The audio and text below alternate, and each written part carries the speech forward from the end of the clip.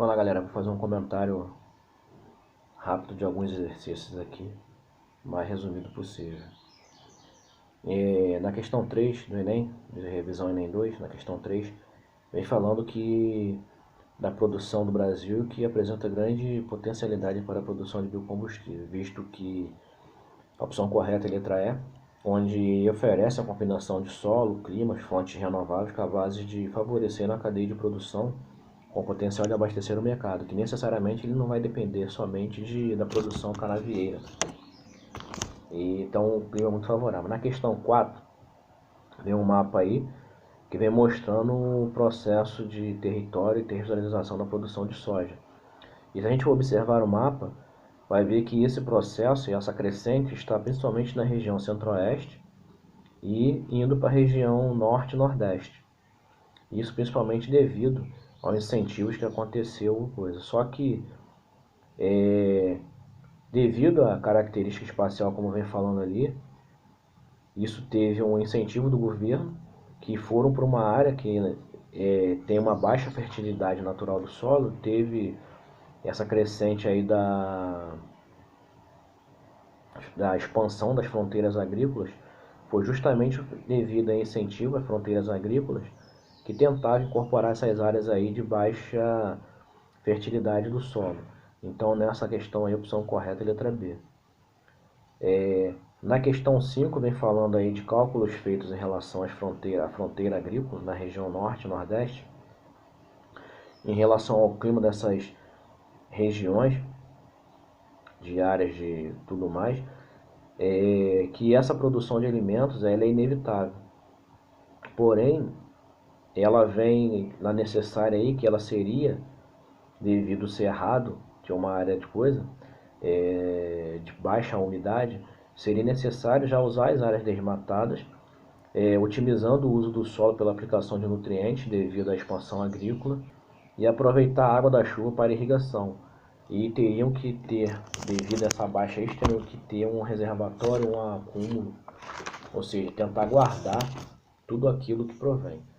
Na questão 11, sobre o processo de urbanização no Brasil, é correto afirmar que a industrialização ela influenciou e aumentou o êxodo rural e acelerou a taxa de urbanização. Tanto que alguns estados hoje, através de incentivos fiscais, doação de terrenos, vem fazendo com que algumas indústrias vão para esses lugares justamente para poder tentar diminuir essa questão do êxodo rural. Na questão 13, vem falando sobre a interação da sociedade com a natureza que gera impacto diversificado, principalmente no ambiente natural. E que a partir dessa relação apresentada entre a sociedade e a natureza é possível identificar uma causa e uma consequência da interferência humana no ambiente natural, que a saber a extração de matéria-prima para setores como siderúrgico, o que tende a promover a degradação de certos ecossistemas. Isso vai acontecer devido à evolução tecnológica e dinâmica da natureza, e você vai acabar tendo que degradar alguns ecossistemas, mas que vem já acontecendo, que aconteceu desde o processo de revolução industrial que aconteceu em vários países aí.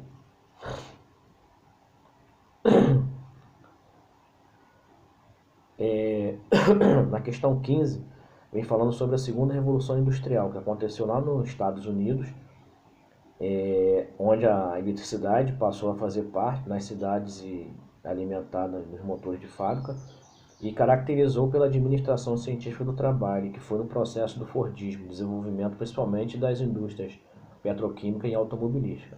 Então a razão mais coerente aí e a resposta, devido ao Fordismo, já está na letra B, que foi a implementação da técnica de produção fordista, que instituiu a divisão e hierarquia do trabalho, em que cada trabalhador realizava apenas uma tarefa, totalmente diferente do que acontecia no modelo toyotista, onde no Fordismo você só conhecia uma etapa e no toyotismo você já conhecia todas as etapas de produção, justamente para poder você ter uma melhor facilidade de trabalho. Na questão 16, vem falando sobre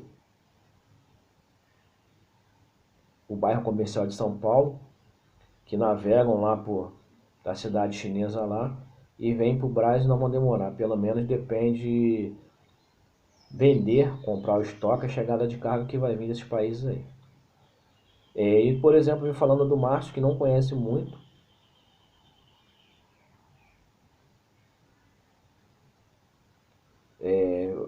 a China, mas sabe algo importante. Lá estão as gravatas mais baratas do mundo. E na Índia são 15% mais caras e na Europa 300% mais caras.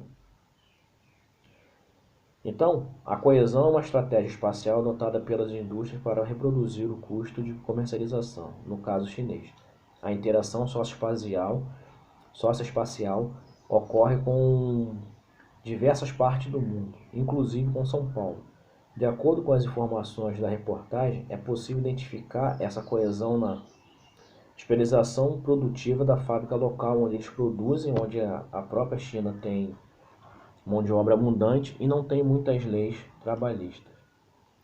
Na questão 19, vem falando sobre o desenvolvimento científico digital molecular, de certa forma, que desterritorializou as localizações produtivas, ou seja, o desenvolvimento tecnológico de várias modalidades aí fez com que espalhasse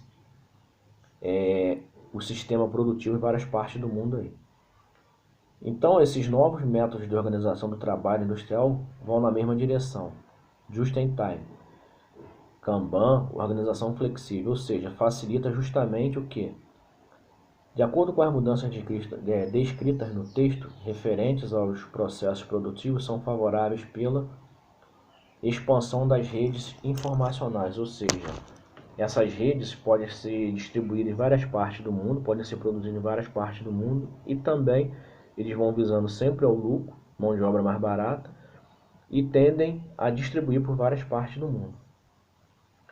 Na questão 20, vem falando sobre a terceira revolução industrial, que teve a junção do conhecimento científico e da tecnologia de produção industrial, ou seja, o desenvolvimento da tecnologia, da informática e principalmente da robotização nas indústrias, no mundo capitalista.